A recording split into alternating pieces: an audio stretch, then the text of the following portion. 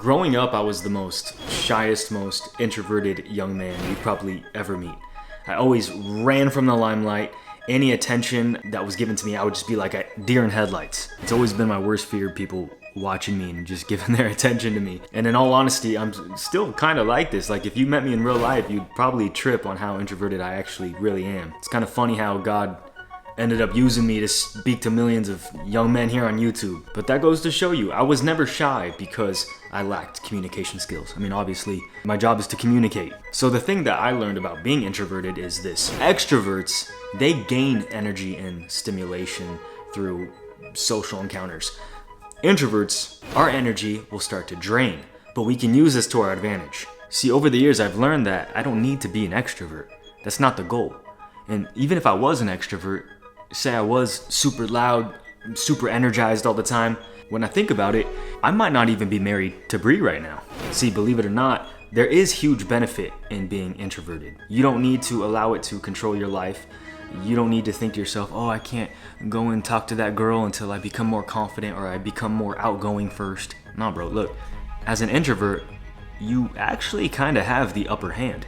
Why? Because introverts are naturally more masculine, more stoic. I don't mean that in like a shameful way to anybody who's an extrovert, but check it out. We've talked about this many of times here on this channel. Masculine energy, what is it? It's very cool, calm, and collected. Your energy is down in your nuts, opposed to up here, right? Opposed to loud and obnoxious. And that's how extroverts can come off sometimes. So extroverts, they gotta be really aware of their energy and they have to know when to turn it down sometimes. Now, don't get me wrong, I would much rather be an extrovert, right? I would much rather have to worry about turning it down opposed to being introverted and constantly having to step outside of my box, step outside of my comfort zone and, you know, crank that energy up because it's tiring, bro. It gets very draining. But I mean, at the same time, being an introvert, it has allowed me to be a lot more cool, calm, and collected. It has allowed me to be, you know, embrace my masculinity a lot more effortlessly. See, extroverted guys, I've noticed that they can easily get very happy and kind of overly excited. And then they can kind of act a little obnoxious and just kind of lose their cool. They tend to get like these big old smiles on their faces all their time. All their energy is up here, which is cool, you know? People love the extroverted guy. He's a nice guy. Everybody enjoys him. He's a good time. But at the same time, bro, especially when you're hanging out with a girl, this puts you straight into that friend zone. That's why, though extroverts are gifted with this energy, they have to know when to turn it down sometimes. They have to know when to play it cool. And unfortunately, a lot of these types of guys, they don't really know how to play it cool. They don't know how to stay calm and chill around a girl.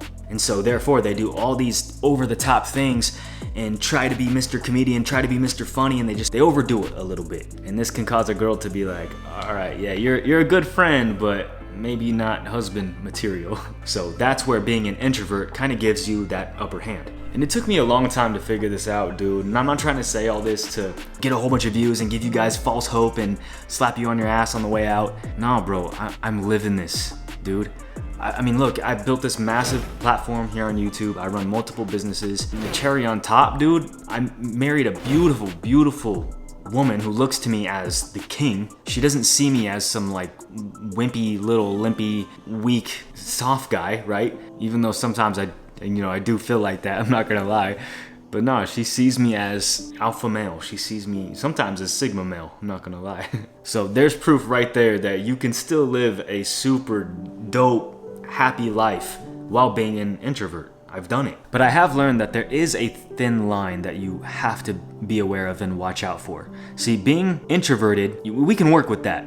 But being shy is totally destructive. Now, both are similar things, but in my opinion, they're drastically different. Growing up, I was shy, but I was able to make that transition into being just introverted. Now I feel like I'm a pseudovert. We'll get to that in a second, but a pseudovert is what you want to be. That's your goal. This is what's allowed me to do what I do, and this is what's allowed me to be more outgoing. This is what's allowed me to be able to get a 10 out of 10 bomb wife, and ultimately just, make YouTube videos on here for millions of people. But again, I'll get to that in just a second. Now, in my opinion, being shy is kind of like stage one. And this is how most of us start out. And this is how I've lived the most of my life. Being shy, it involves a lot of fear. Fear of being judged, of being ridiculed, worrying about what people will think of you if you say this or do that. And therefore, because of all this fear, you allow that fear to totally control your life. You allow that shyness to call the shots in every area of your life. Therefore, you become ineffective. And this is where you gotta watch out, because now you can become a narcissist, right? See, there's two sides to the coin of narcissism. You got your side, that cocky side, hey, everybody's checking me out, right? Everyone's looking up to me. And then you got your other side where it's like, oh no, everybody's looking at me, right? Everybody's looking down on me. I wonder what they all think about me. I wonder, And therefore you become so focused on you all the time and wondering what everybody's thinking about you that you don't even step out of your shell. You don't even try. You don't even try to go out and connect with people. You don't even try to lend a helping hand. And this right here is very, very dangerous territory, because if you're allowing this fear to call the shots in your life, you're gonna have a sad life, bro. You're not gonna go after anything that you want. You're not gonna have healthy relationships. You're not gonna be able to connect with certain groups of people that are going to uplift you and take you to that next level. You're not going to become useful. So as a man, hey look, I hate to be so harsh, but you can't be shy.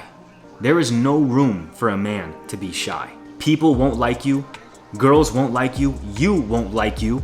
And look, this is the harsh truth. I'm not here to sugarcoat things and tickle your ears. I remember I got 0 girls growing up, bro. And even if there was a girl that eventually started to like me or whatever, I would dam up and not know what to do.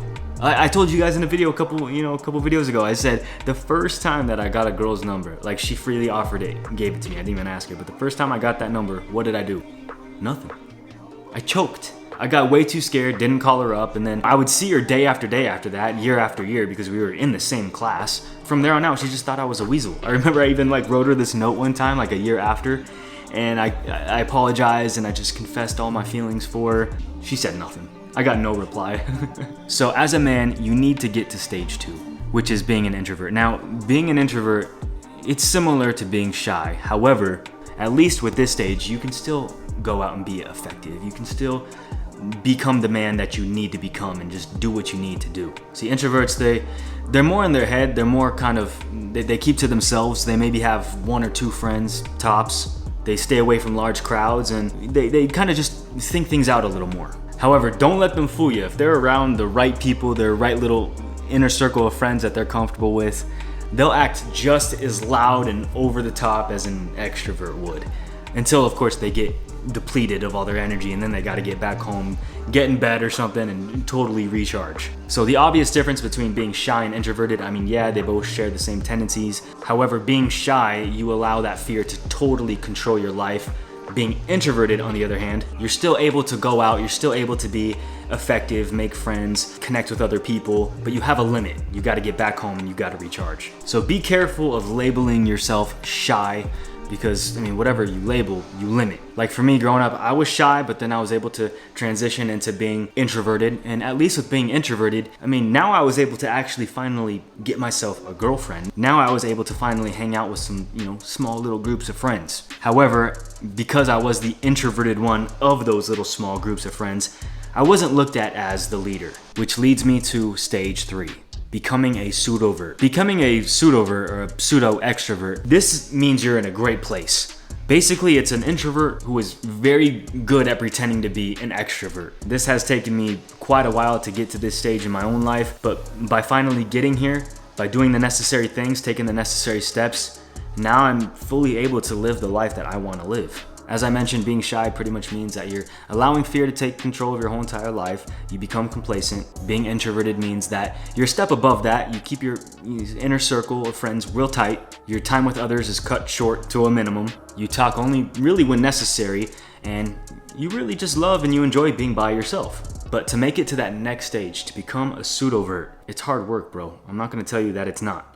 It will drain you. But over time, you learn to build up a tolerance to it, and it kind of becomes like a skill that you constantly are sharpening. And to be able to do this, you have to constantly be pushing yourself. You have to constantly, every single day, be stepping outside of your box, doing the uncomfortable things that you don't want to do.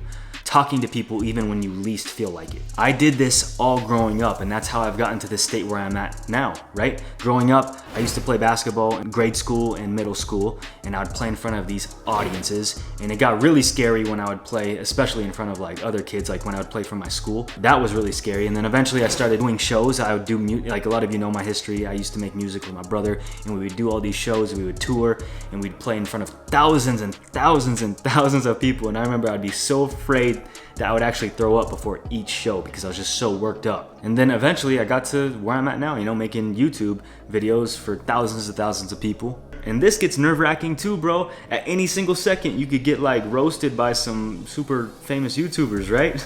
But now it's kind of funny because I've gotten to a point now where if I'm talking to somebody, whether it's a stranger, if it's someone I know at the gym or whatever, and I'm telling them about how, if I'm trying to be a little vulnerable, be a little transparent, I'll tell them like, yeah, I do this and that, I make YouTube videos, blah, blah, blah, blah. But when I tell them that, yeah, I am a little introverted, I grew up being really shy, and I kind of like expose my insecurities. Yeah, I still, I have some insecurities, I have some doubts. Every single time they look at me and they're like, what? Really? You? Seriously? Wow. And they trip every single time. And they're sitting here thinking that I'm like some extroverted guy that's like just friends with everyone and I'm talking and chatting with everyone. But what they don't know is that inside, bro, like I'm starting to get a little drained. I'm starting to get a little depleted, right? I've been talking to people all day long. I've been conversing, and now, I'm feeling like I want to go home now. I want to just kind of lock myself in my room and watch some Netflix in bed. But I'll go ahead and I'll continue to talk to even more people that day. I'll continue to keep pushing myself out of my box, doing the stuff that I don't really necessarily feel like doing in that moment. And this is what's allowed me to live a fairly, big, satisfying life. It's what's allowed my wife to take me serious as a man and to see me as leader, to see me as king. If I was super loud and slap happy all the time, my wife, she might have never even been attracted to me in the beginning, knowing her personality, because she's like most traditional wives. She wants a masculine man. She wants someone who's focused, who has drive and vision. And so if I always acted the opposite of that, it might have turned my wife off initially. But because I've embraced my natural introverted personality, and I've decided to, on top of that, continuously push myself outside of my comfort zones and do the things that I need to do as a man, this is what's given me that sexual masculine energy in my home. This is what's allowed my wife to take me serious. And not only my wife, but like my circle of friends as well. So it's okay to be introverted. But always, as a man, make sure that you're constantly pushing yourself out of your box as well, doing the things that you need to do, that you know you are called to do by God. Be the man who's constantly doing the things when he least feels like it. Be the man who is constantly pushing himself outside of his comfort zones, even when he least feels like it. Be the man who's taking his wife and kids to church, even when he doesn't feel social that day. Be the guy who does that business meeting, who starts that business, even when he feels unconfident about it. Lead the home even when you feel weak. Be the man, be the husband, be the father, even when you least feel like it.